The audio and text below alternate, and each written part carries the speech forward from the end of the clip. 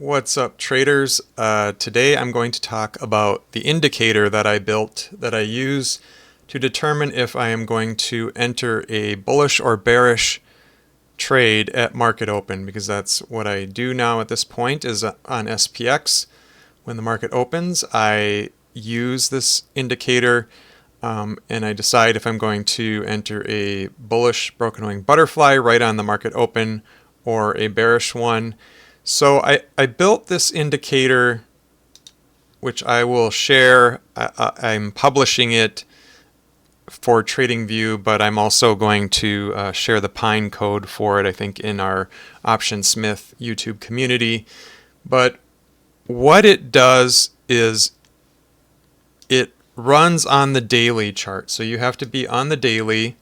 If you're on any other time frame on SPX, it won't run. And it uses a bunch of different factors for determining if we have a bullish or a bearish bias for the day. And you can see here that it actually does a ongoing back test as well. So it's running on 25,116 days in the past, and it has a 62.61% accuracy, which I think is a good edge for this. So I've done a lot of back testing, and I even had one that I had posted earlier, but I removed it because somebody pointed out that it did have some future bias in it.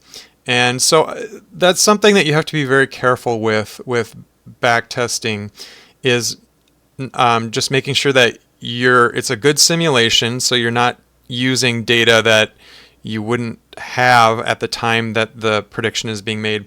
But also, most backtesting has an overfitting problem, and I've struggled with that a lot, because if you're trying to optimize it too much, then you are fitting it for the data in the past in a certain way, overfitting that will likely not work for future data. So I think of it as like if you had a maze of price in the past and you work out a really good way to go through that maze and finish, those instructions are not going to work for if there's a completely new maze set up in the future. So I think a good balance is around the 60 to 65% range of correctness. Anytime you start getting above 60%, I think it's good to start being suspicious that this is like too good to be true. But anyway, I'm also, you never really know until you actually trade with it for a while, so that's what I'm doing. But this is a pretty good indicator, I think, that I'm happy with. I leveraged AI quite a bit to just really work out the kinks and get it the way I wanted it to.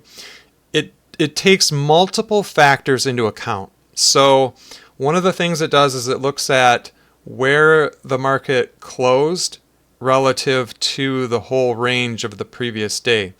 So if it had a range where there was the high and the low of the previous day, and it closed in the upper part of that range, then it adds a bullish weight to the prediction for the next day.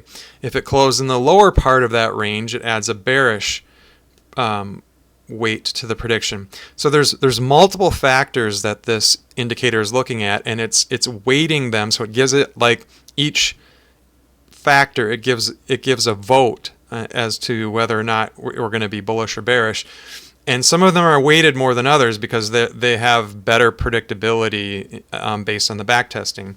So you can see, like, in this spot, this is where we're getting a lot of votes for bullish. That's why this line is much higher. And if it's just a line right on the dot here where it's just one, what we're doing is if none of these factors in the indicator are flagging one way or the other, then we're just defaulting to bullish because of just the general upward drift of the market. So that's how that works. But the other thing from that close portion of the indicator that is we're looking at if we have an inside candle, so like this candle is inside this one, and if we do, and if it's high enough in the upper part of that candle, then we're going to give it a bullish preference, because historical data has shown that there's a little bit of a bullish preference if you have an inside daily candle, and it closes at that higher part.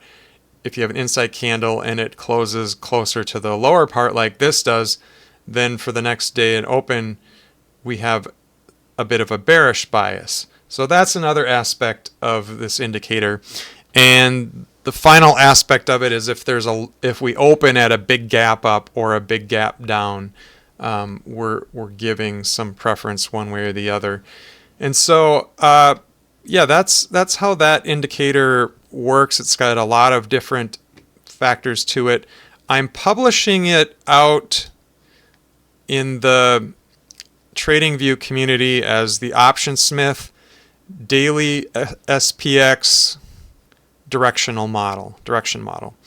So it should be findable out there. The code, I'm putting the code out there, so I have no secrets with this. And if people in the OptionSmith community want to improve it or find flaws with it, I'm perfectly fine with that. There's no shady business here. Like this is us just finding edges where we can and trading and making money at trading the best that we can. So I will have it published out there, and I will also probably just put the source code out on our YouTube OptionSmith community. So anyhow, this is what my bullish broken wing butterfly is looking like for today. Part of my plan is when we start to get far enough away that this expected move, so this expected move is based on the at the money put and call, based on its price. This is what the options market is pricing in as how far the price could end up moving the rest of the day. I have a process where once we get so that expected move is on this side of this profit tent, so right here, once we get to about this point, I start looking for, on the 5-minute, for a break of structure to the downside. And we don't have that, but if this formed what looked like a trend reversal with a